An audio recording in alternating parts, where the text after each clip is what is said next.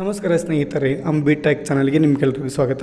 Friends, ಇವತ್ತು ಕೇಂದ್ರ ಸರ್ಕಾರದಿಂದ ಒಂದು ಗುಡ್ ನ್ಯೂಸ್ ಬಂದಿದೆ. ಸೊ ಅದ್ರ ಬಗ್ಗೆ ನಿಮಗೆ ಮಾಹಿತಿನ ನಿಮಗೆ ತಿಳಿಸ್ಕೊಡ್ತೀನಿ. ಅದಕ್ಕೂ ಮುಂಚೆ ಈಗ ನಮ್ಮ ಕರ್ನಾಟಕದಲ್ಲಿ ಶಕ್ತಿ ಯೋಜನೆ ಬಂದ್ ಮಾಡಬೇಕು ಅಂತ ತುಂಬ ಜನರು ಸ್ಟ್ರೈಕ್ ಕೂಡ ಮಾಡ್ತಿದ್ರು. ಸೊ ಇದ್ರ ಬಗ್ಗೆ ನಿಮಗೆ ಹಿಂದಿನ ವಿಡಿಯೋನಲ್ಲಿ ನಿಮಗೆ ತೋರಿಸಿದ್ದೀನಿ. ಸೊ ಯಾವ ರೀತಿ ಅದಕ್ಕೋಸ್ಕರ ಸ್ಟ್ರೈಕ್ ಮಾಡ್ತಾಯಿದ್ರು, ಬಸ್ ಕಂಡಕ್ಟರ್ ಆಗಿರ್ಬೋದು, ಬಸ್ ಡ್ರೈವರ್ ಆಗಿರ್ಬೋದು. ಸೊ ಇವರೊಂದು ಸ್ಟ್ರೈಕ್ ಮಾಡೋದಕ್ಕೆ ಮುಂದಾಗಿದ್ದರು. ಆದರೆ ಈಗ ಅದನ್ನು ಮುಂದೂಡಿಕೆ ಮಾಡಿದ್ದಾರೆ. ಯಾವುದಕ್ಕೋಸ್ಕರ ಅಂದರೆ CM ಸಿದ್ದರಾಮಯ್ಯ ಅವರು ಇದ್ರ ಬಗ್ಗೆ ಒಂದು ಸ್ಪಷ್ಟವಾದ ಮಾಹಿತಿ ಕೊಟ್ಟಿದ್ದಾರೆ. ಯಾವುದೇ ಕಾರಣಕ್ಕೂ ಯಾರು ಸ್ಟ್ರೈಕ್ ಮಾಡೋ ಹೋಗಿಲ್ಲ. ನಿಮ್ದು ಏನೇ ಸಮಸ್ಯೆ ಇದ್ದರೂ ಸಂಕ್ರಾಂತಿ ನಂತರ ನಿಮ್ಮ ಸಮಸ್ಯೆಗೆ ಪರಿಹಾರ ಕೊಡ್ತೀನಿ ಅಂತ ಇದ್ರ ಬಗ್ಗೆ ಒಂದು ಮಾಹಿತಿ ಕೊಟ್ಟಿದ್ರು. ಸೊ ಅದಕ್ಕೋಸ್ಕರ ಸ್ಟ್ರೈಕ್ ಏನು ಮಾಡಬೇಕಾಗಿತ್ತು ಅದನ್ನು ಕ್ಯಾನ್ಸಲ್ ಮಾಡಿದ್ದಾರೆ. ಇದರ ಜೊತೆಗೆ ಮತ್ತು ಇನ್ನೊಂದೇನು ಬರ್ತಾಯಿದೆ ಅಂದರೆ, ನಿಮ್ಮ 5 ಗ್ಯಾರಂಟಿ ಯೋಜನೆಗಳಿಂದ ಕರ್ನಾಟಕದ ಜನರಿಗೆ ತುಂಬ ತೊಂದರೆ ಆಗ್ತಿದೆ. ಯಾಕೆಂದರೆ ನೀವು ಒಂದು ಕಡೆ ಫ್ರೀ ಅಂತ ಕೊಟ್ಟು ಇನ್ನೊಂದು ಕಡೆ ಬೆಲೆ ಏರಿಕೆ ಶಾಕನ್ನು ಕೊಡ್ತಿದ್ದಾರೆ. ಸೊ ಕರ್ನಾಟಕದ ಜನರಿಗೆ ನೀವು ಇದರಿಂದ ತುಂಬ ತೊಂದರೆ ಮಾಡ್ತಿದ್ದೀರ ಅಂತ ಇದ್ರ ಬಗ್ಗೆ ಒಂದು ಹೇಳಿಕೆನ ಕೊಡ್ತಿದ್ದಾರೆ. ಅದು ಯಾರಂದರೆ ಅಶೋಕ್ ಅವರು ಇದ್ರ ಬಗ್ಗೆ ಒಂದು ಹೇಳಿಕೆಯನ್ನು ಕೊಟ್ಟಿದ್ದಾರೆ. ಏನಂದರೆ, ಈಗ ಗ್ಯಾರಂಟಿಗಳನ್ನ ಕೊಟ್ಟು ಕರ್ನಾಟಕದ ಜನರಿಗೆ ಬೆಲೆ ಏರಿಕೆ ಶಾಕನ್ನು ಕೊಡ್ತಿದ್ದಾರೆ. ಸೊ ಅದಕ್ಕೋಸ್ಕರ ನಿಮ್ಮ ಗ್ಯಾರಂಟಿ ಯೋಜನೆಗಳೇನಿದೆ ಅದನ್ನು ನೀವು ಕ್ಯಾನ್ಸಲ್ ಮಾಡಬೇಕು. ಸೊ BJP ಸರ್ಕಾರದಾಗ ಅವ್ರು ಏನು ಕೊಟ್ಟರು ಅವ್ರಿಗೆ ಗೊತ್ತಿಲ್ಲ, ಆದರೆ ಈಗ ಈ ರೀತಿ ಅವ್ರು ಹೇಳ್ತಿದ್ದಾರೆ. ಸೊ ನೀವೇನು ಗ್ಯಾರಂಟಿ ಯೋಜನೆಗಳಿಂದ ಕೊಡ್ತಿದ್ದಾರೆ 15ರಿಂದ 20% ಏನಿದೆ ಟಿಕೆಟ್ ದರವನ್ನು ಹೆಚ್ಚಳ ಮಾಡಿದ್ದಾರೆ. ಸೊ ಅದಕ್ಕೋಸ್ಕರ ನೀವು ಟಿಕೆಟ್ ದರನ ಜಾಸ್ತಿ ಮಾಡಿ ಒಂದು ಕಡೆ ಫ್ರೀ ಅಂತ ಕೊಡ್ತೀರಿ, ಇನ್ನೊಂದು ಕಡೆ ಬೆಲೆ ಏರಿಕೆ ಮಾಡಿ ಜನರಿಗೆ ತೊಂದರೆ ಕೊಡ್ತಿದ್ದಾರೆ ಅಂತ.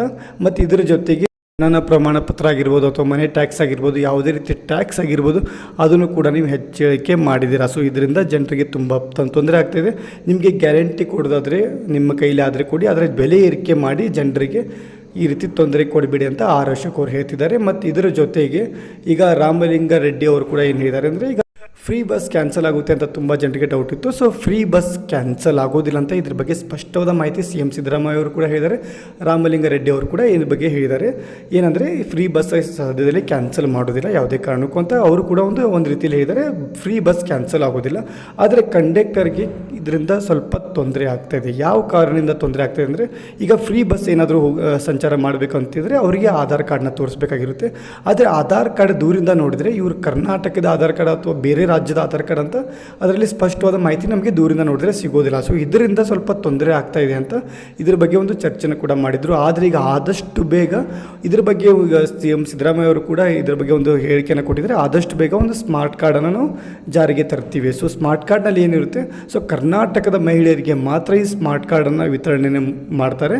ಸೊ ಇದರಿಂದ ಈಗ ಏನಿದೆ, ಕಂಡಕ್ಟರ್ ದೂರಿಂದಾನೇ ನೋಡಿ ಟಿಕೆಟನ್ನು ಬೇಕಾದ್ರೆ ಕೊಡ್ಬೋದು. ಅದನ್ನು ನೋಡಿ ಪರಿಶೀಲನೆ ಮಾಡೋ ಅವಶ್ಯಕತೆ ಇಲ್ಲ. ಯಾಕೆಂದರೆ ಸ್ಮಾರ್ಟ್ ಕಾರ್ಡ್ ಏನಿದೆ ಅದನ್ನು ಪೂರ್ಣ ಪರಿಶೀಲನೆ ಮಾಡಿ, ಇದು ಕರ್ನಾಟಕದ ಅಥವಾ ಬೇರೆ ರಾಜ್ಯದಂಥ ಪರಿಶೀಲನೆ ಮಾಡಿ ಸ್ಮಾರ್ಟ್ ಕಾರ್ಡನ್ನು ಕೊಡ್ತಾರೆ. ಆದರೆ ಸದ್ಯದಲ್ಲೆಲ್ಲ ಈಗ ಆದಷ್ಟು ಬೇಗ ಸ್ಮಾರ್ಟ್ ಕಾರ್ಡನ್ನು ವಿತರಣೆ ಮಾಡೋದಕ್ಕೆ ಸ್ಟಾರ್ಟ್ ಮಾಡ್ತಿದ್ದಾರೆ. ಇದೊಂದು ಗುಡ್ ನ್ಯೂಸ್ ಅಂತಲೇ ಹೇಳ್ಬೋದು. ಆದರೆ ಏನಿದೆ, ಬೆಲೆ ಏರಿಕೆಯಿಂದ ತುಂಬ ಜನರಿಗೆ ಈಗ ಪ್ರಾಬ್ಲಮ್ ಆಗ್ತಾಯಿದೆ. ಸೊ ಬೆಲೆ ಏರಿಕೆಗೋಸ್ಕರ ಈಗ ಅಶೋಕ್ ಅವರು ಕೂಡ ಇವ್ರ ವಿರುದ್ಧ ಈಗ ಹೋರಾಟಕ್ಕೆ ಮುಂದಾಗ್ತಿದ್ದಾರೆ. ಈಗ ಮುಂದೆ ನೋಡೋಣ ಏನಾಗುತ್ತೆ. ಆದರೆ ಶಕ್ತಿ ಯೋಜನೆ ಈ ಸದ್ಯದಲ್ಲೇ ಕ್ಯಾನ್ಸಲ್ ಆಗೋ ಯಾವುದೇ ಸುಳಿವು ಇಲ್ಲ ಫ್ರೆಂಡ್ಸ್. ಸೊ ಶಕ್ತಿ ಯೋಜನೆ ಏನಿದೆ ಅದು ಕ್ಯಾನ್ಸಲ್ ಆಗೋದಿಲ್ಲ. ಈಗ ಕೇಂದ್ರ ಸರ್ಕಾರದಿಂದ ಮತ್ತೊಂದು ಸೂಚನೆ ಬಂದಿದೆ. ಏನಂದರೆ, ಯಾರ್ದೆಲ್ಲ ಈಗ BPL ರೇಷನ್ ಕಾರ್ಡ್ ಇದೆ ಮತ್ತು APL ರೇಷನ್ ಕಾರ್ಡ್ ಇದೆ ಅವರಿಗೆ ಒಂದು ಸಿಹಿ ಸುದ್ದಿನ ಅಂತ ಏನು ಹೇಳ್ಬೋದು, ಅದೇನಂತ ನೋಡೋಣ. ಸೊ ಈಗ ನಮ್ಮ ಕೇಂದ್ರ ಸರ್ಕಾರದಿಂದ ಏನು ಬರ್ತಿದೆ ಅಂದರೆ, ಯಾರ್ದೆಲ್ಲ BPL ರೇಷನ್ ಕಾರ್ಡ್ ಇದೆ ಮತ್ತು APL ರೇಷನ್ ಕಾರ್ಡ್ ಇದೆ ಎಲ್ಲರಿಗೂ BPL ಮತ್ತು ಅಂತ್ಯೋದಯ ಕಾರ್ಡ್. ಸೊ ಈ BPL ರೇಷನ್ ಕಾರ್ಡ್ ಇರುತ್ತೆ ಮತ್ತು ಅಂತ್ಯೋದಯ ರೇಷನ್ ಕಾರ್ಡ್ ಏನಿದೆ ಅವರಿಗೆ ಪ್ರತಿ ತಿಂಗಳು 1,000 ರೂಪಾಯಿ ಜಮಾ ಮಾಡೋ ಒಂದು ಚರ್ಚೆ ನಡೀತಾ ಇದೆ. ಆದಷ್ಟು ಬೇಗ ಅದ್ರ ಬಗ್ಗೆ ಒಂದು ಇದು ಮಾಡ್ತಿದ್ದಾರೆ.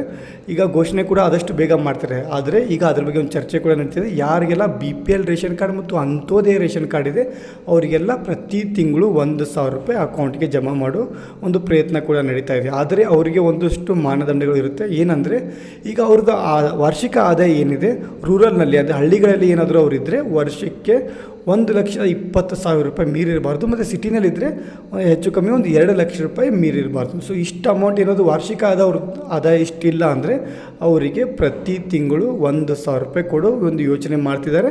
ಇದು ಯಾವುದೇ ಫೇಕ್ ನ್ಯೂಸ್ ಅಲ್ಲ, ಇದು ಕೂಡ ಖಂಡಿತ ಆಗುತ್ತೆ. ಆದರೆ ಆದಷ್ಟು ಬೇಗ ಆಗುತ್ತೆ. ಯಾವಾಗಂತ ಇದ್ರ ಬಗ್ಗೆ ಸ್ಪಷ್ಟವಾದ ಮಾಹಿತಿ ಕೊಟ್ಟಿಲ್ಲ.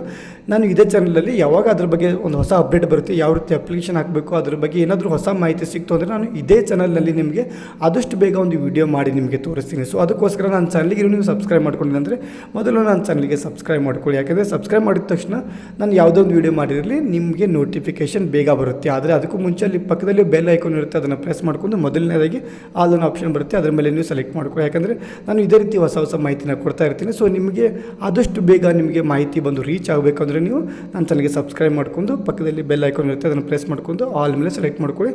ಮತ್ತು ಈ ಇನ್ಫಾರ್ಮೇಷನ್ ಇಷ್ಟ ಆಗಿತ್ತು ಅಂದರೆ ಲೈಕ್ ಮಾಡಿ, ಮತ್ತು ಏನಾದರೂ ಡೌಟ್ಸ್ ಇದ್ದರೂ ಕೂಡ ಕಮೆಂಟ್ ಮುಖಾಂತರ ನಮಗೆ ತಿಳಿಸ್ಬೋದು ಫ್ರೆಂಡ್ಸ್. ಯಾಕಂದರೆ ಕಮೆಂಟ್ ಸೆಕ್ಷನ್ ಇರೋದೇ ನಿಮಗೋಸ್ಕರ. ಸೊ ಫ್ರೆಂಡ್ಸ್, ಸಿಗೋಣ ನೆಕ್ಸ್ಟ್ ವೀಡಿಯೋನಲ್ಲಿ. ಅಲ್ಲಿವರೆಗೂ ಜೈ ಹಿಂದ್, ಜೈ ಕರ್ನಾಟಕ.